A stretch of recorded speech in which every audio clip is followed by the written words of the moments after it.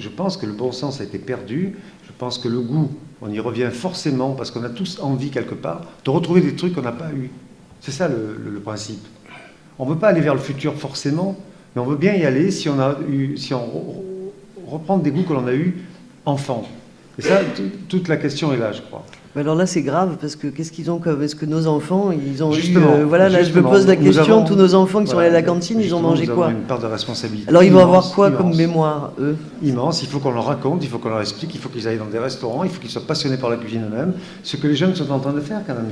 Pas tout est noir, pas tout est blanc. Hein. Il y a plein de jeunes de 20 ans ou 30 ans qui sont passionnés par la cuisine et qui chaque dimanche font des fonds chez eux pour toute la semaine. De plus en plus, ça se voit. Parce qu'il y a une question de temps aussi. Il y a les conditions. Voilà, on a peut-être. C'est ce que je disais. Il faut du bon sens. Et malheureusement, on a perdu le bon sens. On est tous acquis par les sciences modernes, c'est-à-dire tout ce qui est Internet, etc. On passe notre temps à pianoter sur des ordinateurs. Puis après, on dit on n'a pas de temps, on n'a pas d'argent, on peut pas faire ceci, on peut pas faire cela. Seulement dans une famille, quand tous les enfants ont des portables ou des connexions Internet, etc. Ça grève le budget d'autant.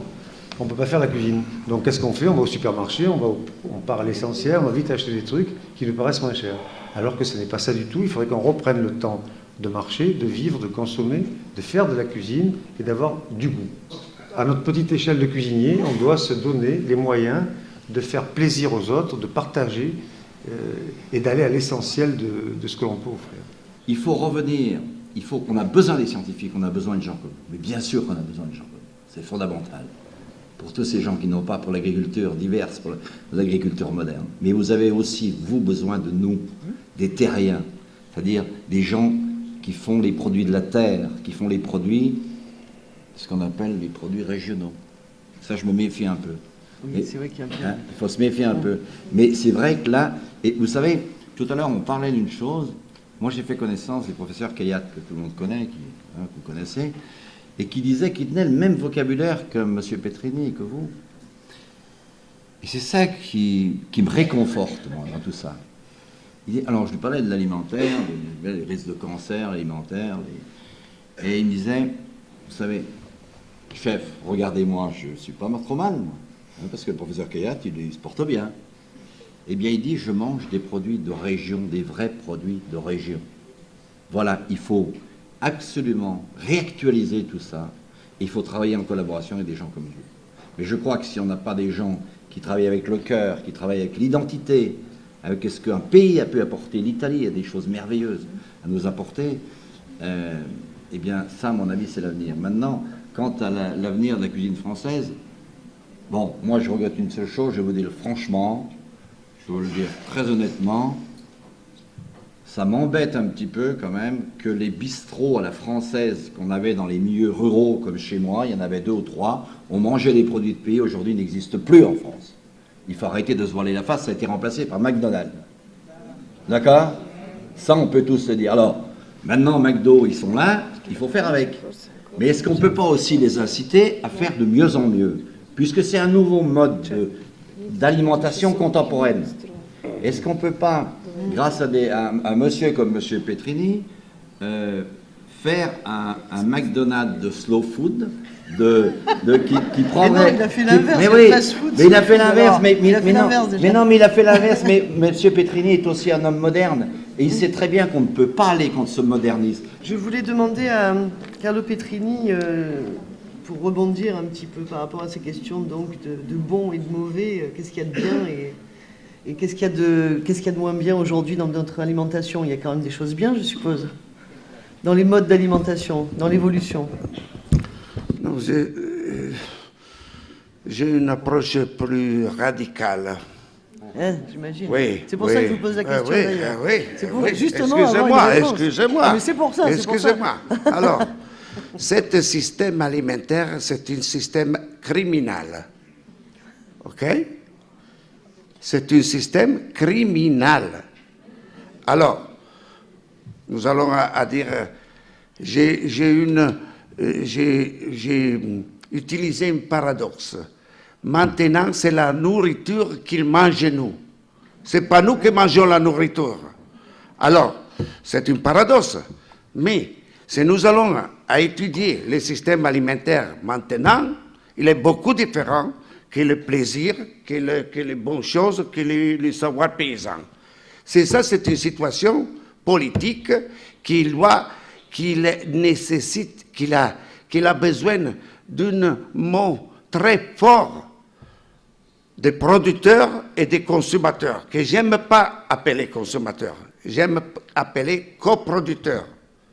C'est-à-dire que si nous n'avons pas l'orgueil d'intervenir pour changer cette situation criminelle, la situation elle est beaucoup complexe. Nous devons faire un mouvement de résistance très fort. Los indignados, parce que ce système alimentaire, c'est criminel. Il n'a pas une autre, oh oui, nous pouvons parler, le plaisir, oui, je suis dans le mouvement, que le mouvement Slow Food, il est le mouvement au sauvegarde du plaisir.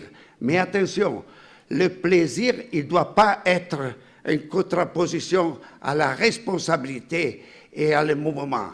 C'est-à-dire qu'un gastronome, qui dans ce moment, il n'est pas responsable de l'environnement, c'est stupide, totalement stupide. Et un écologiste qui ne respecte pas la gastronomie, c'est triste. Alors nous devons avoir écologie et gastronomie et travailler pour changer cette chose que c'est intolérable. La qualité alimentaire et le futur. Très vite, hein? Brava, stai brava. Très vite.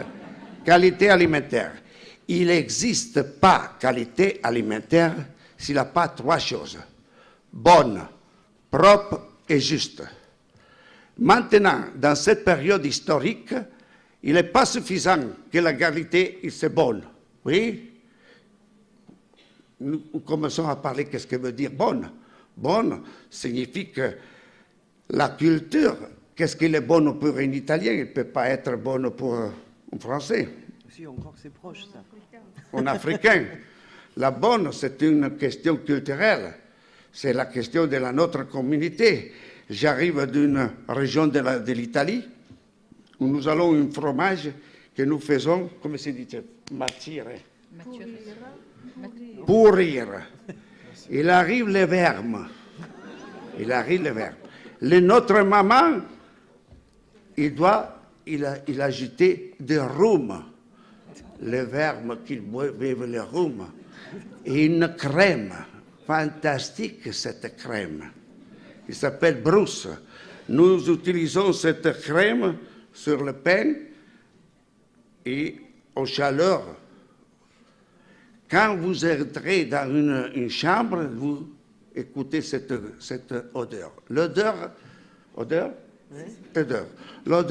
c'est similaire quand vous retournez à la soirée et le pied sporque.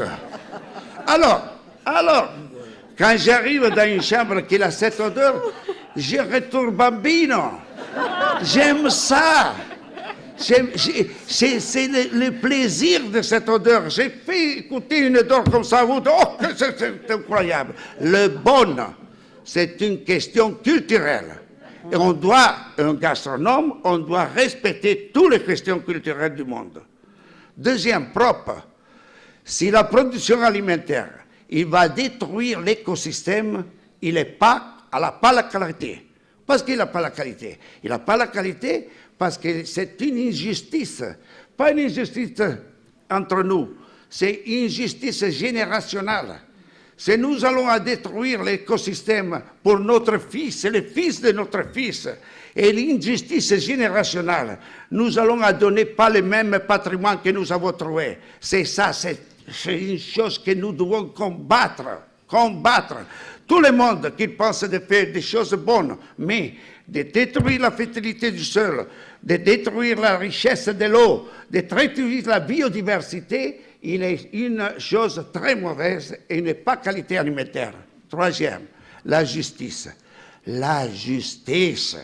Si tu ne payes pas un paysan, tout le monde il parle de paysans, mais il a le cœur très ouvert pour des paysans pauvres, pour des paysans vieux, pour des paysans poétique. Non, non. Les nouveaux paysans, ils doivent être jeunes. Ils doivent avoir l'orgueil d'être paysans. Ils doivent travailler avec la nouvelle technologie. Ils doivent changer les choses. Ils doivent avoir l'orgueil de faire étudier son fils à l'université, d'aller à le théâtre, de pouvoir jouir des vacances. La nouvelle agriculture, c'est ça. Moi, j'ai une belle histoire qui... Papa était très copain avec le patron de Carrefour, M. Fournier, puisque mes parents, ils venaient voir mon papa, il lui faisait une omelette aux champignons sur le coin du fourneau, et il disait, fais-moi voir tes coins de champignons, et un jour, il dit, tu sais, je vais ouvrir un truc à 57 Annecy, il faut que tu viennes voir. Donc, il l'a emmené, il avait affiché les prix, il ouvrait le lundi, il était là le dimanche. Et papa, la tante de mon papa, elle gardait l'épicerie à Manigot, dans mon pays. Donc, tu sais, l'épicerie, on prenait la polenta comme ça, on la pesait, à l'époque. Les haricots rouges, on les pesait. Parce que maintenant, on ne les pèse plus, puisqu'ils sont fermés. On peut les laisser 2 ans dans l'armoire, on les récupère après. Simplement, nous, on était obligés de les consommer, parce qu'après, ils germaient. Et ça, c'est toute la philosophie. Et comme ils germaient, ben, les gens, ils le replantaient. Donc, ils respectaient l'alimentaire. C'était tout ça. Alors, il va voir et papa revient... Incroyable, il était éberlué, il me dit, écoutez les enfants, on a été gamins, j'ai vu une chose invraisemblable. Il va faire faillite. Mon copain, il va faire faillite. Il avait vu les prix par rapport à sa tante qui tenait l'épicerie à Manigot, c'était pratiquement 30% de moins. C'était fait pour les gens qui n'avaient pas au départ les grandes surfaces, il faut le savoir. Après, ça s'est démocratisé. Le problème, c'est qu'ils ont pris le pouvoir et aujourd'hui, ils font ce qu'ils veulent. Vous savez, je crois qu'on a besoin du monde paysan, il faut lui redonner ses lettres de noblesse. Il y a des, vous l'avez dit, il faut l'amener dans le monde moderne. On a besoin de vous, on a besoin de ces produits, ces gens qui aiment la terre. Vous savez, moi je viens de découvrir des petits paysans chez moi, de jeunes couples, ce que vous disiez, le modernisme. Et ils m'ont expliqué ce qu'était l'agriculture. Ils m'ont dit, voyez-vous chef, nous le reblochon on le fait, nos vaches elles donnent entre 18 et 20 litres de lait par jour, pas plus. On sait que les vaches donnent beaucoup plus aujourd'hui, dans l'ensemble du système. Eh bien, eux, ils ont cette respectabilité qui fait que, par exemple, ils m'ont expliqué, parce que j'étais paysan. Vous savez, une vache, quand vous la traisez toute l'année, elle fait au moins une fois de la mamite. Et la mamite, vous mettez de la pénicilline, c'est dangereux, et vous le savez. Pénicilline, on trait derrière. Eh bien, eux, ils travaillent à l'huile essentielle de lavande, et ils massent les trayons. Parce qu'ils aiment leurs animaux, ils ne leur coupent pas les cornes, ils ne leur coupent pas la queue, ils ne font pas de la culture intensive, parce qu'ils respectent tout, l'animal, la végétation, la nature, et surtout l'homme.